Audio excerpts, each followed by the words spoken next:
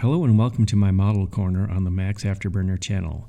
Since I get questions now and then about the paper camouflage stencil techniques I use, I thought I'd create an easier go-to featurette. We'll be discussing how to perform simple calculations that can be utilized for creating floating paper airbrush templates for those builders who are poor at drawing like me, cannot find an aftermarket stencil or masking set for their particular project, or those on a budget and want to keep costs down. Scale does not matter. If you can measure it and print it out, this will work.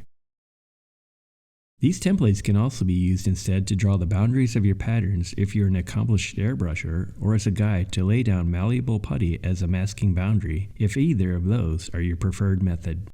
The identical steps used in this process for determining these stencil sizes can be alternatively used to establish the dimensions needed to create custom decals and sketch building parts at your model scale from non-kit diagrams or suitable photographs.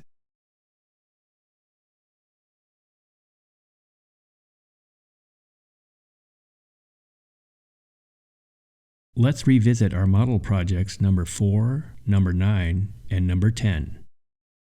We can bring out some of our direction sheets used in our past projects to do some exercises, although a photograph or non-kit drawing could just as easily be used as your starting point.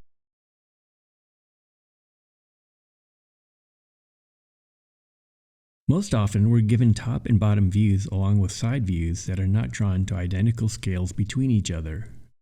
Other times, as with this F-22 Raptor manual, model companies conveniently produce their drawings at a declared scale, and there will be no need to ascertain the dimensions.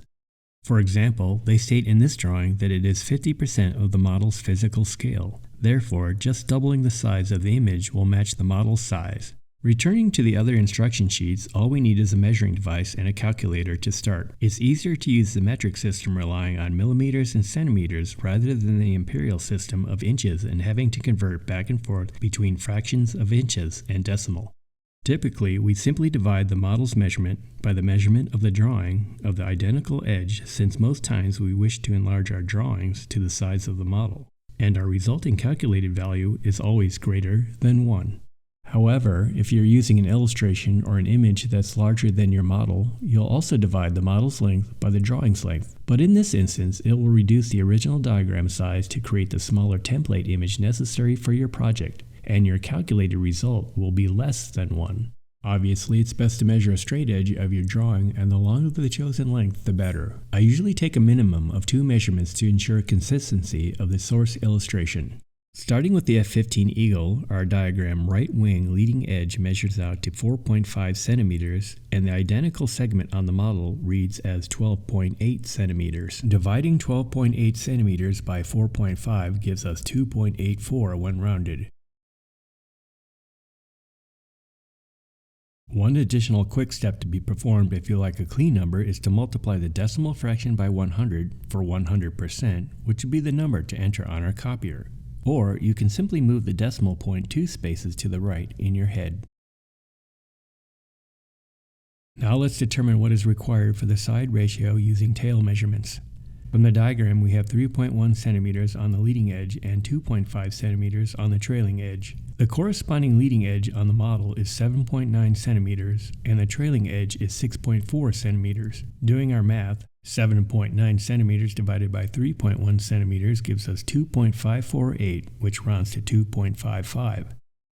And as a verification computation, 6.4 centimeters divided by 2.5 centimeters gives us 2.56. So our answers are almost identical and either will work. Rounding errors and how precise we take our actual readings will cause slight variations in the result, but not enough to make a difference. Both the top, bottom, and side view ratios we have obtained will lead to printouts of these drawings at the same scale as the physical model, in this case 48 scale. We are now completed for this model and ready to take our illustrations to a copier machine, which I'll carry out later in the video. Let's work out our problems for the A10, starting with the side views this time, using parts of the tail in the drawing. The forward section is 1.95 centimeters and the aft straight edge is 2.4 centimeters. The forward section on the model is 4.3 centimeters and the aft straight edge is 5.3 centimeters. Doing our math, 4.3 centimeters divided by 1.95 centimeters equals 2.205, which rounds to 2.21, 5.3 centimeters divided by 2.4 centimeters equals 2.208, which also rounds to 2.21.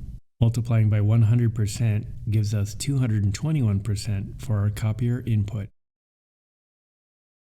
To get the A10 top and bottom views to scale, the right wing from this fairing to an outboard panel line is 5 centimeters on the diagram, and for the trailing flap, 2.75 centimeters. The model right wing edge is 11.3 centimeters, and the flap edge is 6.2 centimeters. Dividing 11.3 centimeters by 5 equals 2.26. 6.2 centimeters divided by 2.75 centimeters equals 2.25. Multiplying by 100 gives us 225%, about the same, and either will work for our top and bottom enlargement views. Let's do one more set before we head off to the copier, but this time I'll give you all the measurement figures and then have you pause the video before the results and see if you can get the same answers. Get paper, a pencil, and a calculator. Our drawing dimensions. The leading edge of the vertical tail in the picture is 2.95 centimeters. The leading edge from the inner side of the flap to the edge of the wing is 3.8 centimeters, and the leading edge of the larger image of the vertical tail comes out to 3.5 centimeters. Going to the flanker B jet, our model's leading edge from the inner side of the flap to the edge of the wing is 14.7 centimeters. The leading edge on the vertical tail of the model is 8.9 centimeters, which is a value we can use for both the side view and inner vertical tail calculation. Using the lengths given, find the ratio and percentage for the side view, the top-bottom view, and the inner vertical tail camouflage that will be required for our copier machine template enlargements. Pause the video here if you'd like to solve prior to the results reveal.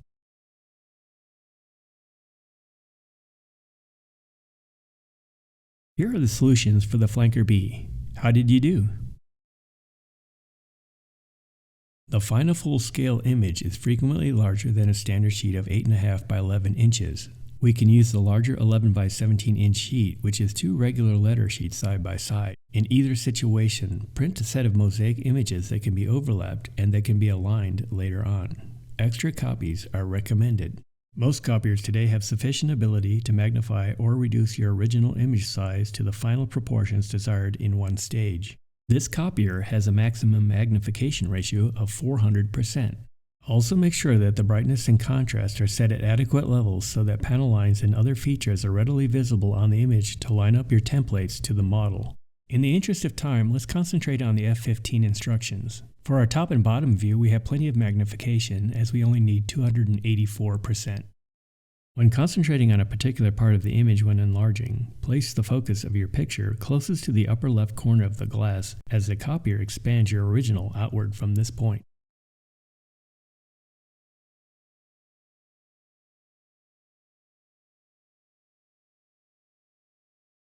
However, if the copier you have on hand cannot achieve the ratio needed in one step, there is a way to get what we need in 2 steps without seeking a different machine. Simply copy the original at the highest magnification, though any enlargement ratio can be used, and use the copy as the new source for the next enlargement up.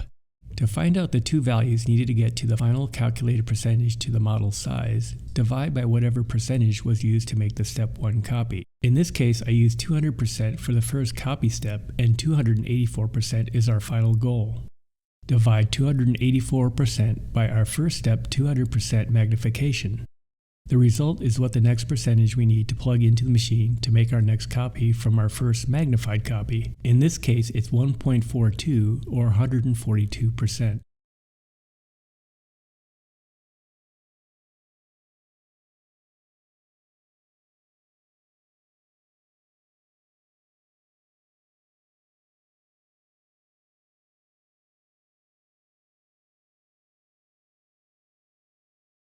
We can compare the single-step copy and the 2-step process copy with each other and confirm that we have the same final size by lining up the 2 copies on the table or using a backlighting source.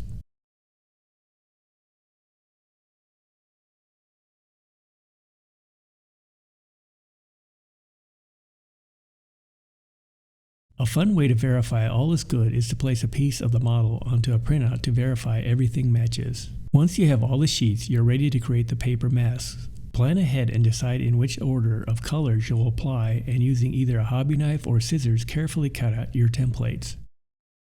Add rolled tape or a tacky putty blob to float your templates on the model surface, which will assist in getting feathered edges between the colors if that is what is called for during airbrushing.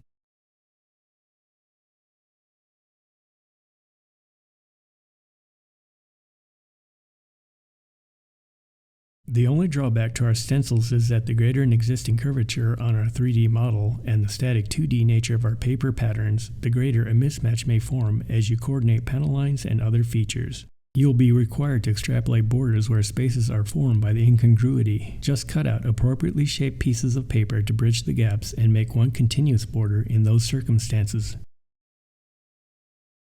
I hope you find this guide useful in your own model tasks. Take care, and we'll see you later.